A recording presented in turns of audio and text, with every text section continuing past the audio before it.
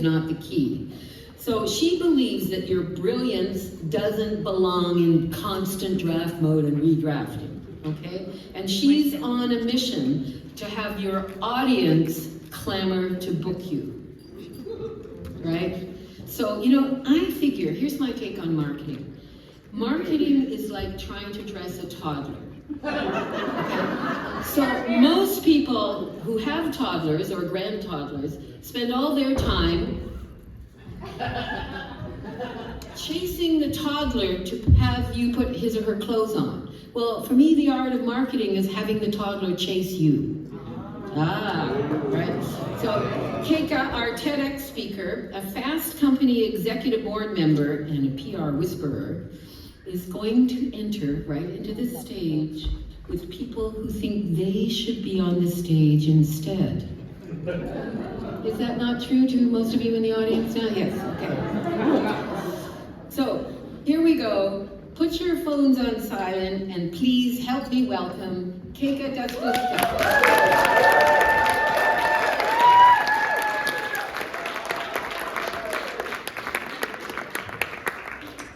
That, my friends, is transference of authority.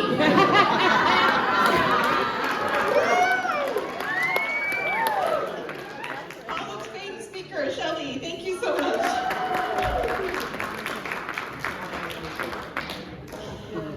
I'm going to take you back 20 years. So the year is 2005, pre-kids for me. I am working at the advertising giant within the Omnicom group called DEB, and I am working with the advertising team on rebranding Canada. What? But as with every project we ever get, there's always a catch, right? So it is now Thursday night, and the Destination Canada team, which back then was called the Canadian Tourism Commission, came to our PR division and said, we are launching a whole new advertising campaign to brand Canada to the entire world. We're launching on Monday. Thursday night, we're launching on Monday, and we need your help. Can you help us? Will you be able to do this?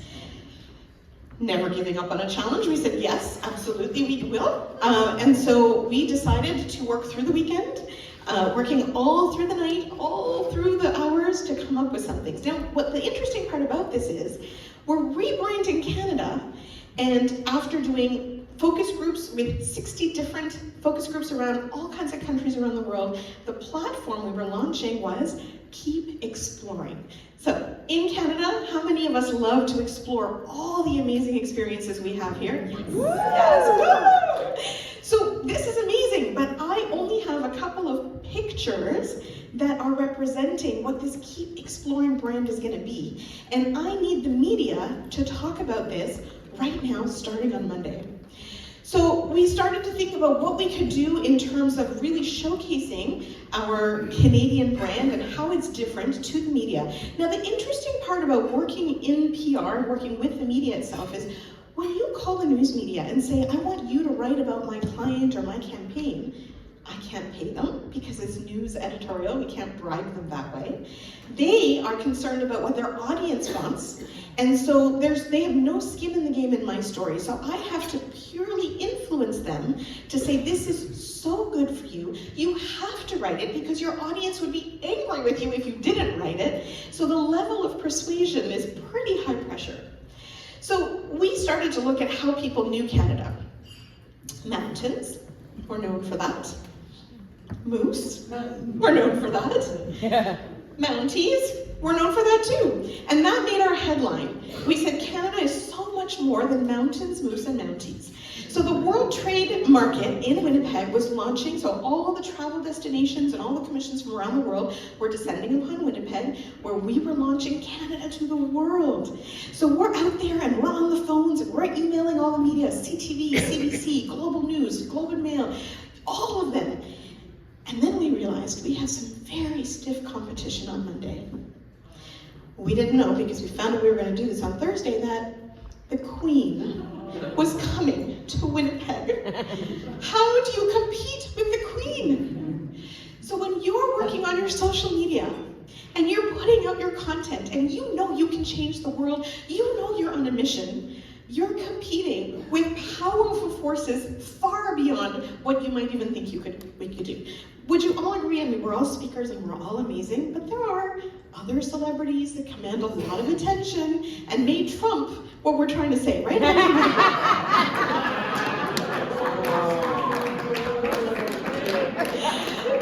So here's the thing that happened. We're on the phone with the media and they said, I'm sorry, we can't come to the world travel market because you're brand in Canada. We have to go to the Queen. And we're like, I know Betty Windsor is really important, but this is rebranded Canada to the entire country. And here's a little caveat. When we got the brief from the client on Thursday, you know what they said would be the win that they would consider worthwhile? They said, we want to be on the front page of the news. So now we're competing with Her Majesty the Queen. We're trying to get on the front page of the news. Now generally, as a company, you don't want to be on the front page of the news. That's generally problematic, but I'm happy to report we did make the front page of the news. Across Canada. So when we're talking about social media content today, and you might be saying, this is amazing PR, but what does that have to do with content on social media? Whenever we're putting out content, we are competing with so many other voices out there. And today, when we talk about content development, I want to share with you some of these PR tips and tricks that can help you command attention. The way that we were able to get coverage, even though Her Majesty Queen Elizabeth was coming to the city, there are strategies that you can use today that's going to get the people that are closest to who you want to speak to come and listen to you. You ready to get started? Yeah. Okay. Yesterday, we learned from Ben, vanilla is not going to cut it for us. The Queen and Drake and every other celebrity, Beyonce, you name it, FIFA World Cup, everybody's going to just take over the message, right? We also know that when you try to be everything to everyone, that doesn't cut it either. And I have to say, Ben, when you gave your speech yesterday and I was looking at my LinkedIn profile and the title, I had like 7 scoops of ice cream in my title. I'm changing that today. So we know the scoops of ice cream aren't going to work either. So we need to be the bee's knees, the caramel soft serve. That happens to be my favorite ice cream. So we need to look into who we are and share the magic that we have inside of ourselves. And I can tell you that for 25 years, as I've been doing branding and PR for people, the one thing that I have learned is there is magic inside of every single one of us. I've literally done the branding, the personal branding work for the CEO of Mercedes-Benz, for example, executives at Nike, the top bee's knees at Disney, and every single time we look at someone's personal stories, we look at where they come from, what motivates them, what connections do they have with others, and all of you today come on stage or in boardrooms and speaking in any capacity, but you're giving something of yourself in the process of sharing your expertise. So we need to make sure that our flavor of ice cream is clearly communicated, as Ben said yesterday, and we're going to talk about how to do that on your social media feeds today. So let's say the other thing is, from Mike's presentation, we know that the radio formula is critical, and so the rapport, the authority, we talked about direction and inspiration and ownership. So Mike shared all that amazing intel with us yesterday about how to do that on stage. But your brand online and your brand on stage should be consistent. It should be the same person. In fact, I'm going to ask Shelley to introduce me on social media after we finish this later today. But we want to take all of those learnings and bring that into everything we do on social media. What's interesting is we tend to get bogged down with the algorithmic gods and what TikTok wants and what Facebook does. And there's something new every time, and I see so many people feeling overwhelmed because they're like, how do I do social media? What am I supposed to do? We're going to go back to that stickiness, that magnet that brings you together, the human-to-human connection. So the same magic that you use when you're speaking to connect with people, you can use those same, you can apply that same magic into social media. rules be gone. You know, the best experts in the world know how to break rules. I worked at IKEA for 7 years, and I worked with some of the top designers across the country, and I can tell you, the better the designer they were, the more rules they broke. So I'm not going to share a whole bunch of different rules with you today, because those can hold you back. We want to bring your magic out and get people to see exactly who you are. So, what are we going to do today? We're going to find our lobsters. We're going to find the lobsters that Ben taught us, but we're going to actually bring them to us. We're going to magnetize our brand so that the lobsters aren't somebody that we have to go out to and convince them to come to us. We want those lobsters to actually seek us out. You know, if you think about Beyonce, for example, or you think about Oprah, are they going out and seeking people, or have they created something magnetic that people come to? But every single major celebrity, every actor, every business entrepreneur who's made it to the top started with one follower, with another follower, with a third. So we can get there no matter where we are in our journey. So we're going to think about how to magnetize our brand and bring those lobsters to us. Who's in? Who wants lobsters? Excellent. Okay, perfect. So this is about creating magnetic connections online. And I can tell you, having worked in PR for so long, today there are all kinds of software that PR companies and corporate companies use to gauge influencers online, which is a great scientific way to say, am I spending my money in the right place? And I can also tell you that back in the day when influencer marketing first started out, companies wanted to know, how many followers do you have? You know that all-encompassing number that you see? Today, corporate companies do not care about that final number. They care about how many people are responding to your posts, how many people are liking it, how many people are saving it, how many people are sharing it. They want that engagement. Those engagement numbers are key. So what I'm going to ask you to do today is not worry about posting more and more and more and more, but looking at the quality of what you post and looking at how you can attract the people that need what you're sharing so that they can, like a magnet, come and find you.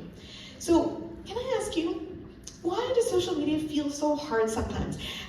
Show of hands, like, just somebody scream it out for me. Tell me, what are the things that you feel most frustrated about when it comes to content generation online? What are your challenges? Yes? It's hard to be creative every day when you don't have the same level of energy every day. Yes, that's right. Very good. Yes? Consistency. Oh, I'm a creative, fluid person. Consistency is so hard for me. Yes? Predictability. It's hard to know. Something that performs well one day doesn't perform the next. Absolutely, yes. Yes. I don't even like looking at social media. I love that honesty. Yes, it feels like work. Yes. The algorithm that changes every morning. The algorithm that changes. It, like we're slaves to the algorithm gods, right? I'm going to come back to you. Yes. Flooded by AI junk. Flooded by AI junk. How many people see content now that like you could Google in 2 seconds, it doesn't mean anything? Yeah, right? We all do. And the idea behind this is people are doing this to check it off the list.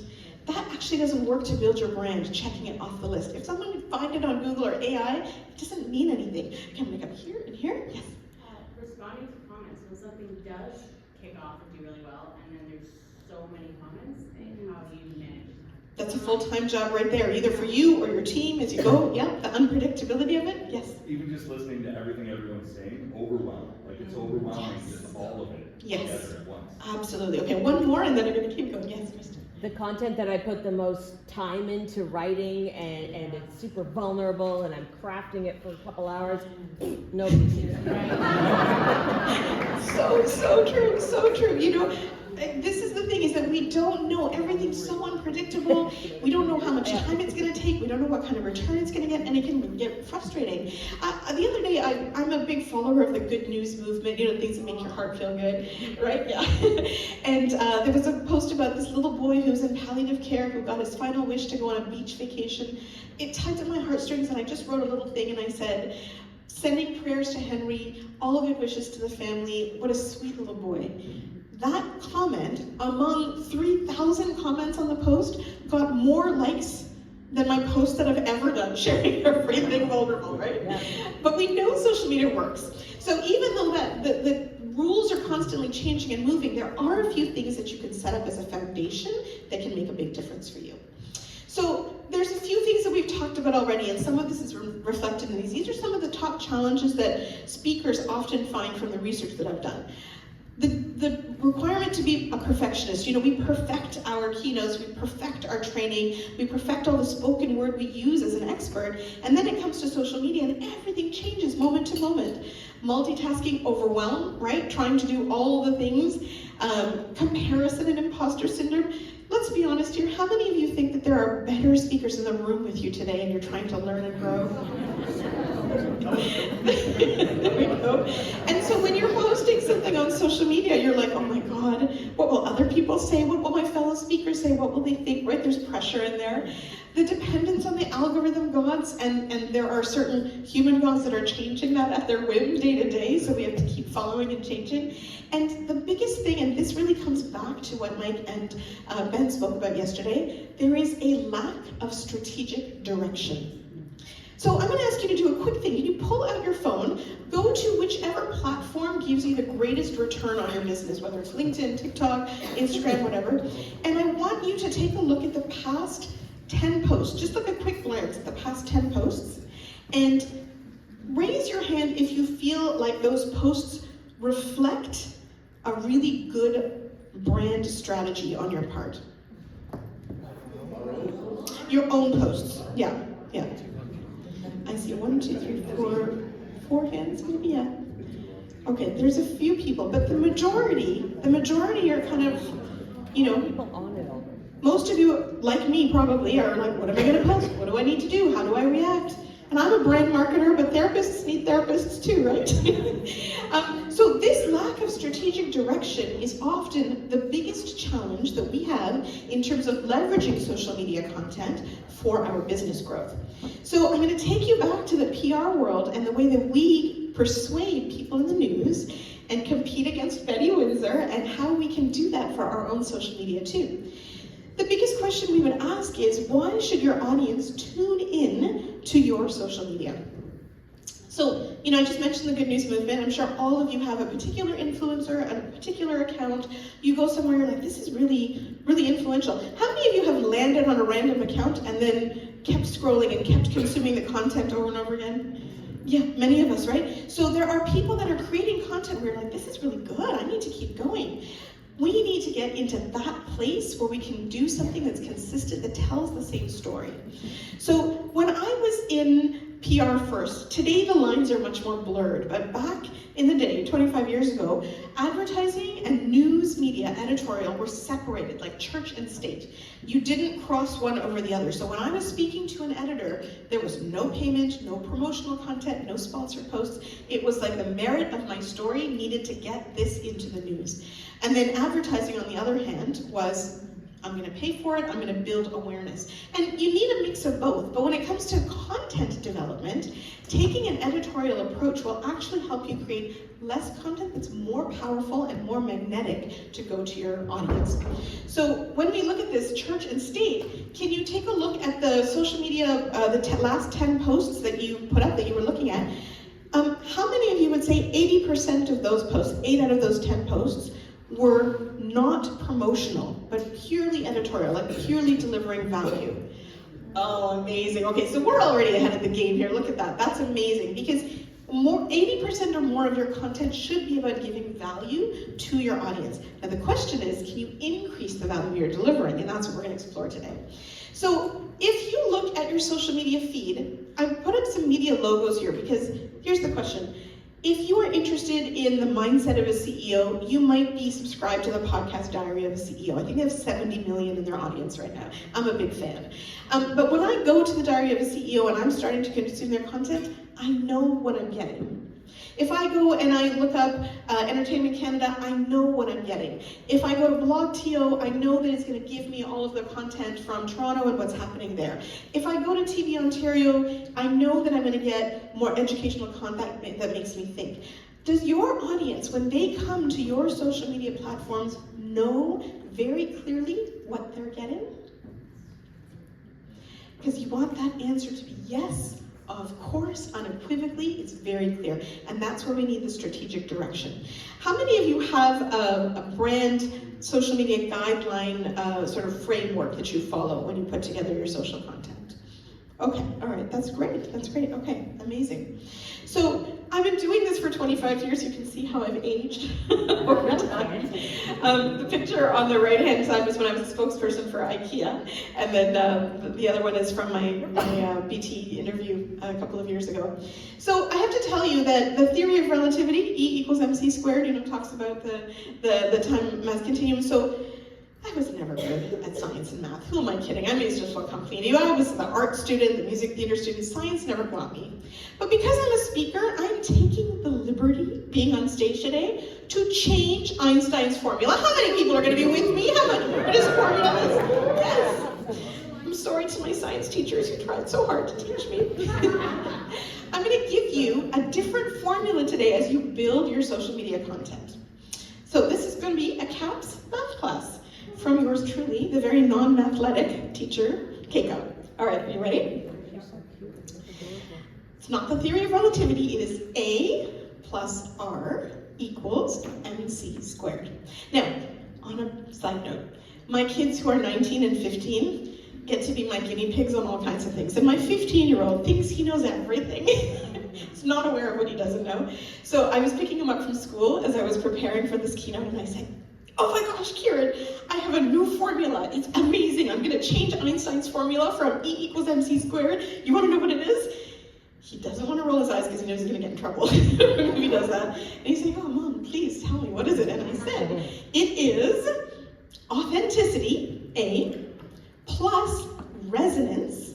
And Mike, you talked about rapport the other day, so very similar, right? So authenticity plus resonance equals magnetic connection, and the squared goes to the algorithm gods. The difference between going viral and seeing everything, but A plus R equals mc squared. I was so excited to share this with Kieran. He had no idea what I was talking about. And he said, that's really nice, Mom, have fun with that. So I'm having fun with that. So let's dive into this a little bit, because we all talk about it. We talked about authenticity yesterday. Mike, you mentioned that. And we all want to have authentic leadership. But what does authenticity really mean? I'm going to share with you from a branding and a PR perspective how we look at authenticity. So when you look at this part of the formula, I want you to think about, what are you communicating and putting out into the world in your social media content? Is your personality shining through? People get into the expert formula, I'm the expert, and then I'm just going to do this, and we're so lively on stage, and then something gets lost sometimes on social media. Is your personality coming through? Are you being fun? Are you being quirky? Are you serious? What is your personality, and is that coming through? Your stories. We share so many stories in our spoken word in our business. We know the power of stories. How are you telling those stories on social media? Are you being vulnerable? Are you sharing the lessons learned? Are you being honest in some of the things that you're doing? Your expertise, of course, is a given. You're going to share that. But you're also asking people to listen to you, to tune into you, to come in for something specific, so you're giving them guidance. It's really important for us to understand the pain points for the lobsters we're trying to attract, so that we can connect with them by saying, I know those pain points you're talking about. Let me give you some guidance on what we can do. The other thing is the values that we have. Every brand that is worth its soul in gold will tell you they have a list of the values that they abide by. We all do that, whether we know it or not. Subconsciously, we have the values inside of us, and we actually attract other people who have like-minded values. So how are you communicating your values on social media? And then this is really important too. If you think about when you're working at your table or your desk or something, have you ever gone down a TikTok rabbit hole or a YouTube rabbit hole? Have you ever done something where you looked at something and you said, that's it, I'm going to stop everything I'm doing, I need to comment on this right now? It's usually because something in your values has been stirred up and mustered, and you're like, I need to take care of this right now. You're fighting for something. We all have something we fight for. I used to sit in boardrooms where the CEO and different people would say, we want to work with this influencer, we want to work with this person, and they'd say, what is that person's pedigree?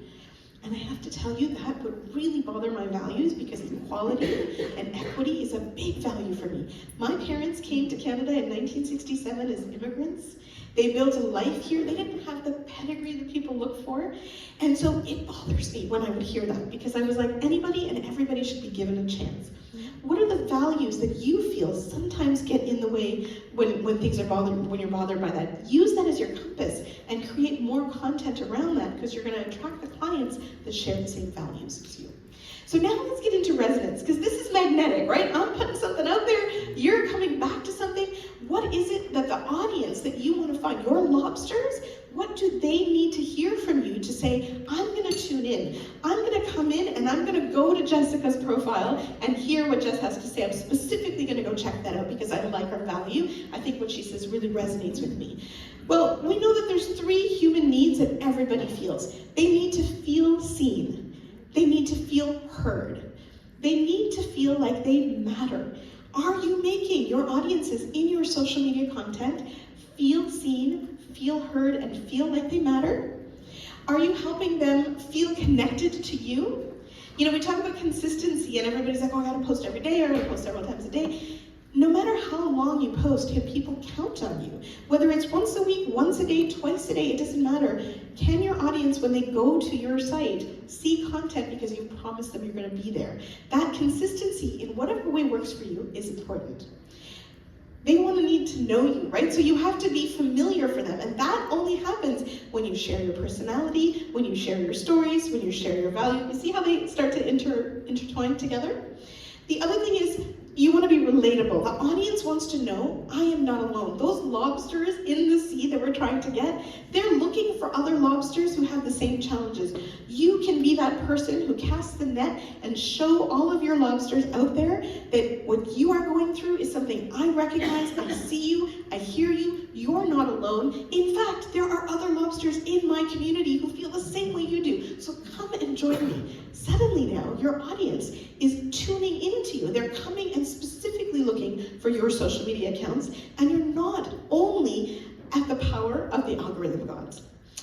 And most importantly too here with resonance, with social media, we talk about following and friends. You know, there are all kinds of brands like the Ritz cracker. You can be a cookie, a Butter Biscuits friend on Facebook and on Instagram. We are in a place where this kind of guided support, whether it's the most fun, loving, random brands or experts like us, we need to guide people and help them feel supported. When you bring your authenticity and connect it to these parts of the resonance formula, that's when you create that magnetic connection.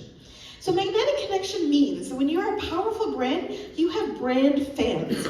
You have brand fans, meaning that people say, have you seen Sarah's social media platform? She does amazing videos. You're gonna get so much from it, you should check it out. Have you seen Azade's piece? I save every video she puts out because there's so much there. People start talking about you and sharing something. In the advertising world, we call that share value. What is the share value of your content? And that's what companies are looking for when they work with different experts and influencers. The sharing ability is a really critical one to show you're on the right track. Regular consumption, the fans who love you are going to come to you over and over again and keep seeing you. They're going to feel loyal to you. They're going to have that ambassadorship. So they're going to talk about you to other people. They'll boast about the things you do because it resonates with them. And they're emotionally vested in everything you do. So in the same way that you can call a friend and say, do you want to go for a coffee? Do you want to catch up? I've got so many friends, even in this room, that maybe we don't speak for an entire year. And then when we get together at CAPS, it's big hugs. We're emotionally vested in that relationship. How are you emotionally vested in that relationship with your audience? And will they miss you if you're not posting? Will they miss you if you take a break from social media? You know you're creating a really powerful relationship when you create this kind of brand of fandom. All right, so how many people are with me here so far? Yeah? Thank you. Do you think that I've beaten Einstein's E = MC curve? Yeah, thank you. This is the amazing thing about a speaker audience. You're so supportive, and I love it. And so this part here, because we have a 1-hour presentation, I can't get into the algorithm gods for now, but know that if you do this A + R = MC, and you put this out regularly, then you just have to start following the algorithms for things to really grow for you. Can I tell you, I was looking for a picture for God, and all I saw on the websites were all crosses and angels, and then I thought, this is kind of cool. Okay, so we want to be magnetic with our lobster. How many people here feel like they're already creating a magnetic brand? Amazing. Okay, great. So can you throw out for me, again like we did before, tell me some of the things that you have done that's been magnetic. What's a post that's been magnetic, or what's a strategy that's been magnetic? Let's learn from each other in the group. Yes? I'm sorry. I'm sorry. It was trending last week, and I'm a social media person, and I got over 3,000 hits because that you can no longer avoid talking about it. And she had 12 bullet points of everything that we're sorry for. Yes, amazing. And that's part of, Disrupted their life. you disrupted their life. And that's part of sort of the collective conscience and, giving people what they're expecting, right? Yes, yes. I don't know if it has value for all the speakers in the room, but one thing that I've been doing, I do a lot of organic networking where I go out and shake people's hands, meet them in person, and I totally just lost my train of thought. Okay, so when I go out there, what I do is often I will take pictures with people, take pictures of the event, document in my mind the different aspects of the event, and try to be the first person to post about that event, copy in the event planners, and a number of the people that I met. And in a number of those cases, that's been shared by the organization as their post. Yes. And that is really when you get to sort of hijack their sphere of influence. Amazing. And what you're doing there is you're telling them you're seen, you're heard, you matter, I'm making this a priority, and this is why I'm connecting with you. Love that, love that. Yes, Isay. Anytime I share a story that's vulnerable to my life, Mm-hmm. I get so many more engagement than if I share a branding tip or a marketing tip, and it still boggles my mind. And I always wonder, how deep can I go in this vulnerability business? Yes. And what happens when you're sharing something vulnerable is you're sharing your values. You're revealing the values that are important to you in some capacity. You're creating resonance because people will say, you get me. I feel the same way. I do these retreats, and one of the questions that we do when we first introduce ourselves is introduce yourself in third person. Sometimes it's easier to talk about yourself in third person. And to talk about something that you overcame, something that was difficult, and how did you overcome it. It immediately breaks down the walls and boundaries because people get connected, right? Amazing, thank you. Yes?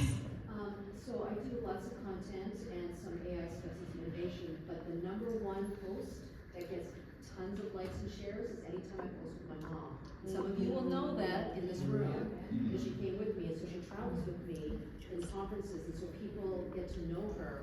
And so as soon as I post something with me and my mom, it just skyrockets through the roof. That's amazing. And when we ask why, it's because other people love that about you, your family values, your connection to your mom.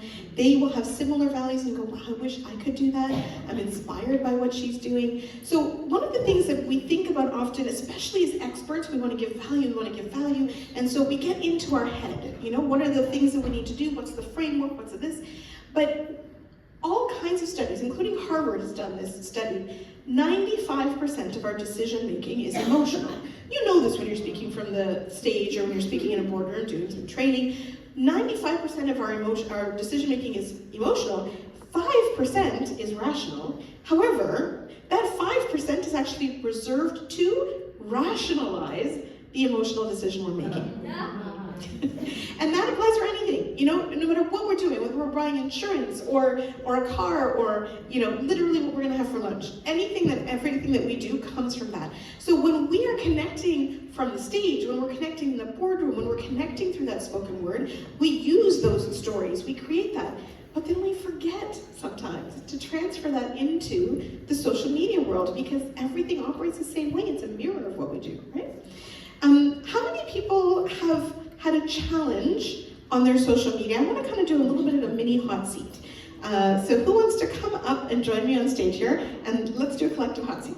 All right, Sarah, give Sarah a big round of applause. Thank you, Sarah. Thank you. So Sarah, tell our group here today, and this was not planned, by the way, we're just really seamless that way.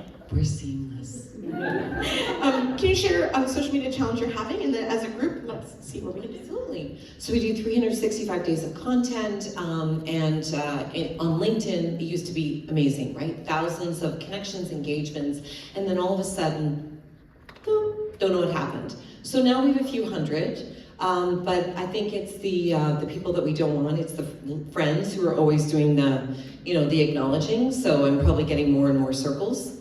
So would love it if we still had thousands. And since all of you are circles, you don't need to actually be the ones responding. Yeah. Okay, amazing. So when we think about that, because the algorithms change, and they constantly do, right? So we're setting up an entire strategy, we're doing everything, and then overnight, something changes. Have any of you experienced that? Any suggestions, any tips? Yes? No tips, I've experienced. experienced this? Yes. Okay, amazing. So you're not alone, Sarah. That's amazing. Okay, how many people have been able to do something that's helped mitigate it? Yes, John. So I've been following Richard and Leah Bliss, and so one of the things is I now have a specific strategy for LinkedIn. It's all around conversation. So the whole key here is now I only post once a week, and I make it the deepest post that I can make. And then let that conversation run, and then post something the next day. Yes. Yes, Ben.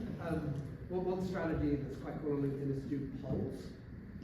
What it does is it teaches the algorithm something you're going to get engagement, but you do the poll that only the people that you want to vote. And then it teaches the algorithm that, oh, that these people like your content. It's a good way to kind of restart. You should do that for a living. Yes. Someone here? Can you repeat Ben's answer? Oh, Ben's answer, yes. Ben was talking about doing polls, and then you said getting the right people that you want. I'll use my Here, hold on, 1 second. We're in a room full of speakers, why am I not coming? Hello.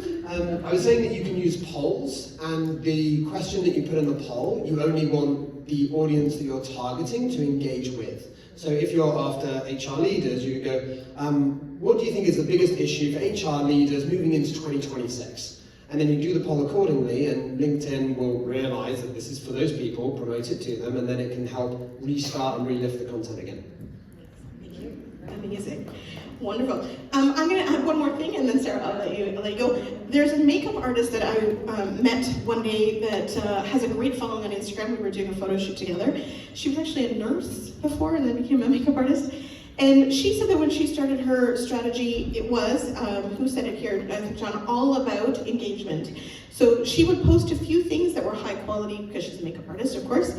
But then once a day in the morning, she would spend 1 hour, and this your team could do with it. So she would spend 1 hour just connecting and interacting with people, putting in content, doing this, doing that, setting that up. So this is where conversation becomes important, because we think that social media content is a broadcast medium, but it's an engagement medium. So sometimes when the gods change the rules on us, looking at other ways to really create and up that engagement could also help. So someone should. You send me your bills. Amazing. Yes. I have a quick question about, in terms of how, what's the word? Not consistent, but I was told, like initially the thought was more, and now it's like less often is actually better for algorithms. Can you speak to that? Yeah, I think that when we look at the algorithms, it depends on the platform, it depends on who your followers are, how you go. So it's hard to give a generalized answer, and I'll give you something today that could change tomorrow. What I would say is that as opposed to sharing more, and you see more AI, you see more quotes from Socrates, nothing against quotes, nothing against Socrates, but it's not your expertise, so looking at the content that is really going to be important for you is the primary piece. And even if that's not as often, not as consistent, the quality of it is going to become increasingly important in this kind of algorithmic world. And honestly, I have to say I'm not the expert in the whole, I'm not keeping up with all of the algorithms every single day. What I do find is, I might post something at 11 o'clock at night and it gets way more engagement than something I put up at 8 o'clock in the morning, which doesn't even make sense, Or when we've done ads, if the pictures of the person's on the right side and the copy's on the left or vice versa, I'm left-handed and I did that the wrong way. But it makes a difference. So it's a lot of, trial and error in that sense. But the content and who you are and what you're sharing, is it unique to you? That is the bread and butter of what you need to do. So the most important time you should spend is really on developing something that's truly what's important for you. And then it's around playing and experimenting with the content. Make sense? Yeah. And just to follow up, so in terms of you don't have to do it every day, because I was Yeah. a new researcher, I don't know. Yeah. Space is better. Yes. Yeah, that seems to be the new norm, the new expectation today, yeah. Anybody else want to come up here and use the collective intelligence of what we have here? Yes. We're having trouble hearing the questions, and we hear your response, but we don't hear the question. Do we have another microphone that we can take around the room? Yes? Okay. Harry, please give Harry a big round of applause. Thank you. You're saving the day, Harry. Okay, so what we'll do is we'll share it. Thank you for that feedback. That's amazing. Okay. Anybody else having a challenge? Something that they want to ask? Yes. Do you want to come on up? Okay, yeah. Come on up and then we'll move the microphone around.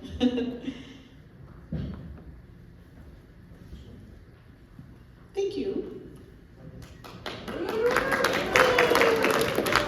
Kudos for people who participate. I love that. Thank you.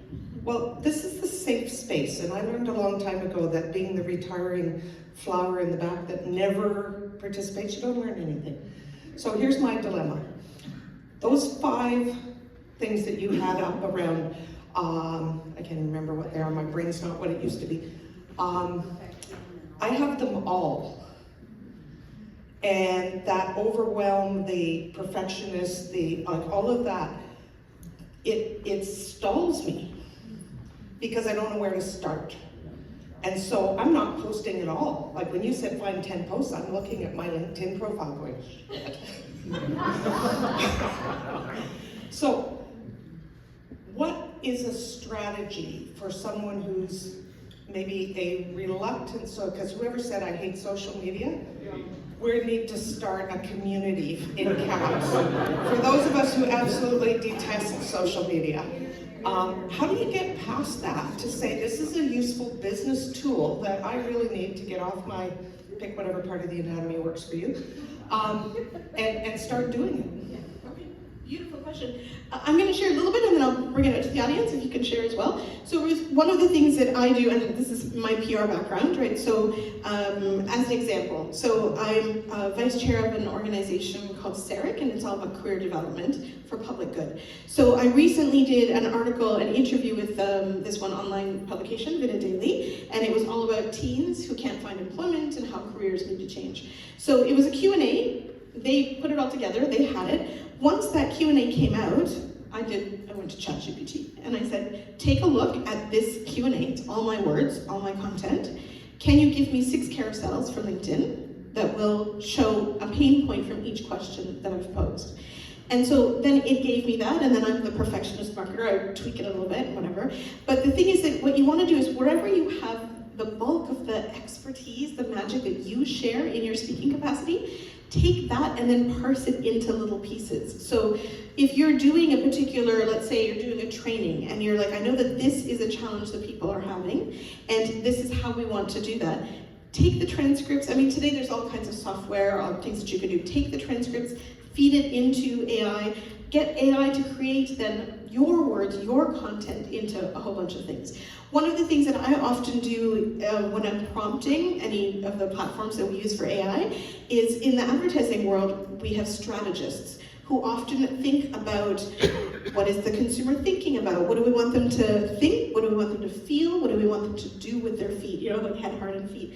And so I will prompt ChatGPT or Gemini or whatever you're using to say, here's the content from my keynote. I want you to think like an advertising strategist with what do I want my audience to do? What do I want them to think? What do I want them to feel? And then give me posts related to that. So it then takes away the pressure for you to sit staring at a blank canvas going, oh my God, what am I going to post? And then, you know, we've got all kinds of suppliers here too that help with things. Can I just give a shout out to Mr. Happy? Is he here? So, you know, and we've got Adair, like, we've got suppliers who can take things. With Happy, I've given him, here's my whole keynote, because I don't have time. I'm like, figure out what's most important, and I've given him my brand strategies and the things that I know, and then he can break it down. The thing is that sometimes we try to do so much ourselves. We can put that out in AI or elsewhere, you know? So take the content you have, feed it in. Anybody else? Yes, Sarah.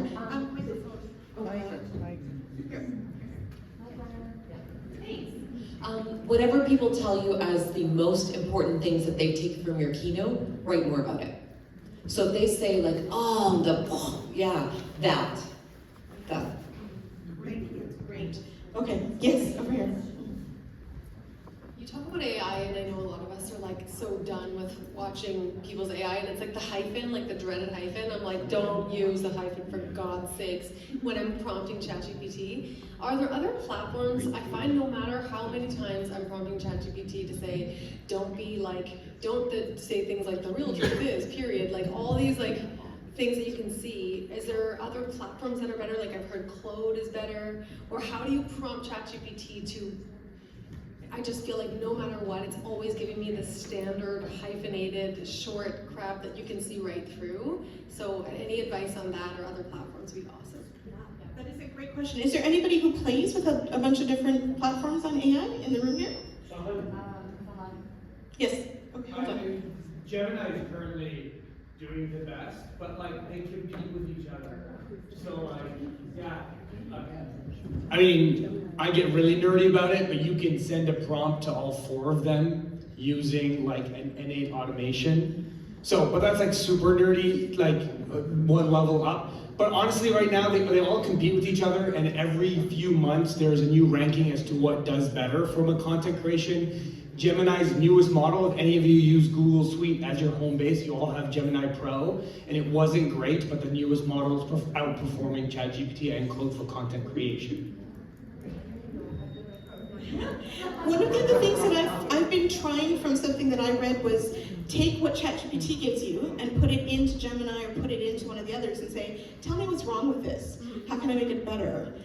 Or what have I not considered from this? So it is a lot of playing around with it. Yes. Yeah, so back to the question of, gee, how do I start? Think about all of your business development and the questions your prospects ask you. And just write those down, and that's what you're going to write about. That's what you're going to do a video about. Thanks, Randall. Thank you, Ruth. Thank you so much.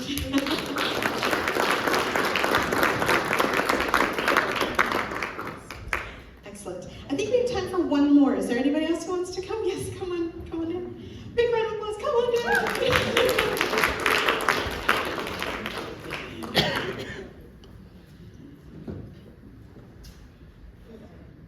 We could like talk about this all day, right? There's so much here. Thank you, Dan. Okay. So there's this whole thing about being relatable, and so there's that type of content, but then there's positioning yourself as the expert.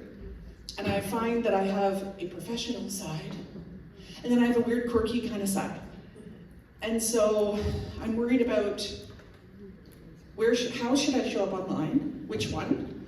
And if I am showing up as one a little bit more, am I turning off the people I want to attract, right? Because I've got my maybe entrepreneurs right here, they're open to it, but on the other side I've got these corporate people. Okay, I'm going to give you my PR answer. This is stuff I'm not very happy about. Even corporate people are people. You know, they're human, they're making decisions, they can be working for the biggest company, right? Yes, yes. So we're afraid from the logos and from the cachet and everything else, but I've worked for some of the biggest companies.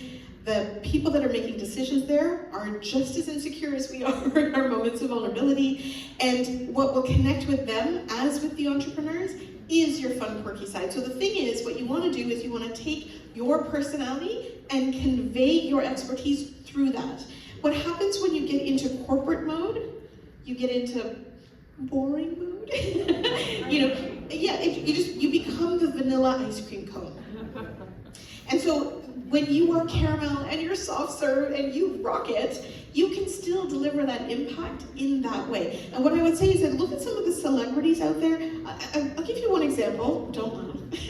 But Kim Kardashian, she's built an empire in some way. She's has all the money in the world. She chose to go and study law. Nobody forced her to. She could have not done that. She's working to help person. Like she's doing all of those things, but she's still who she is. Still very true to her brand, but pursuing the things that she wants to pursue, and she's getting in the rooms. People are paying attention.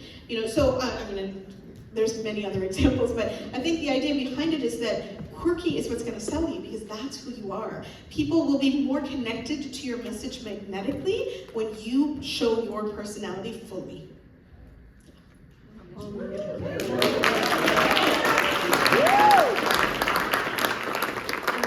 Yes, Kristen.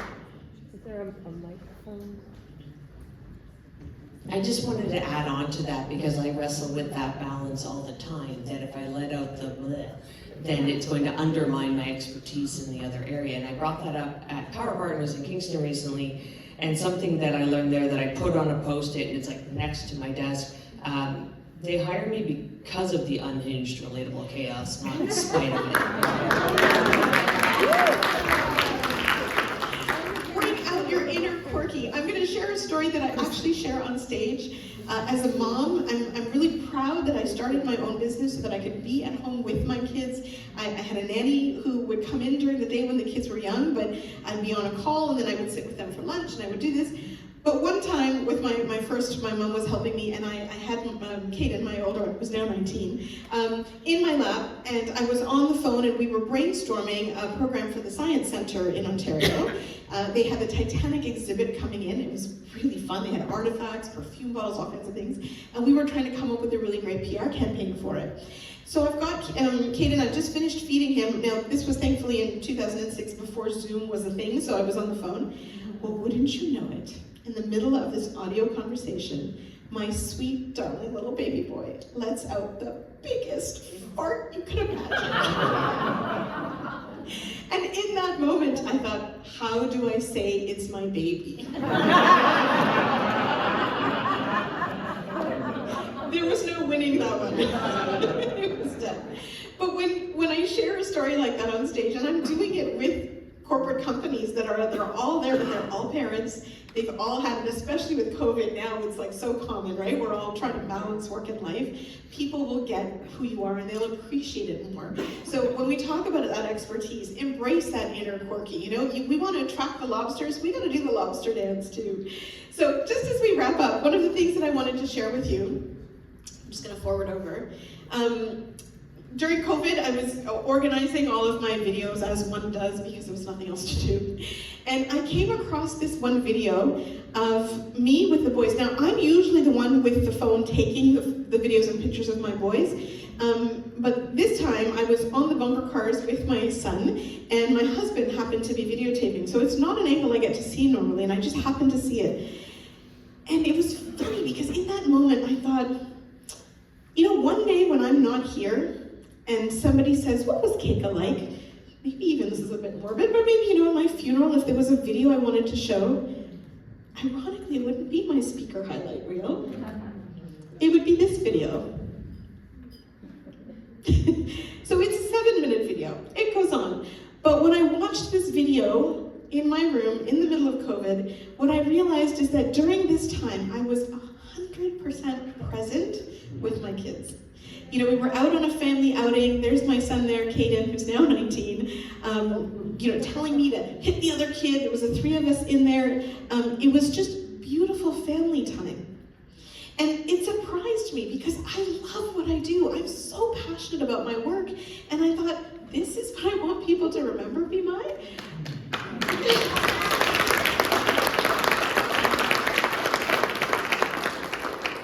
Thank you. And you know, family values are incredibly important to me. So if I'm working with clients and they have the same sort of value, they're going to resonate with this. My hope is to one day write an article for Oprah and use this video. I'm just putting it out there for you today. So I want you to think about, what is your why? You know, we are doing this business because we have purpose and we want to do something in the world. We want to make a difference. We want to make money. We want to build a business. But everything boils down to something deeper than just the expertise we have. We might be experts who speak, but we have magic to give to this world that's way deeper. When you help your audience feel seen, feel heard, feel like they matter, you're helping them see a part of themselves through your expertise. And then, why are you doing this? This is my why today. These are my boys, and everything I do for them. I want them to see me doing this so that they can do the things that they love. You know, I got a text from my son this morning, my 19-year-old, and he said, Mom, go rock that stage today.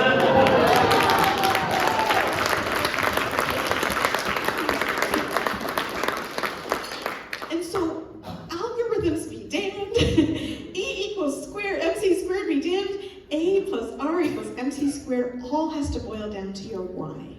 Why are you doing this work? So then if you feel overwhelmed, take a step back. It's okay. If you're not posting every day, it's okay. Think about who you are and how you can share everything that's inside of you with the world out there, and you will 100x the impact. You might not even know it. So as we leave today and go towards Pier 21, it's a beautiful museum with all kinds of history. My mom has dementia and she's in a long-term care home now, but this museum is very special to me because one of the very last trips that I took as a family was with her at this museum. And she didn't land here, she came by plane when she came to Canada, but her immigrant journey was so reflected in this museum, and so it's really meaningful for me. I want you to think about your why you do this work, and think about how you can connect that to the expertise in everything you share. That's the magic that will go viral when you do that. Thank you very much.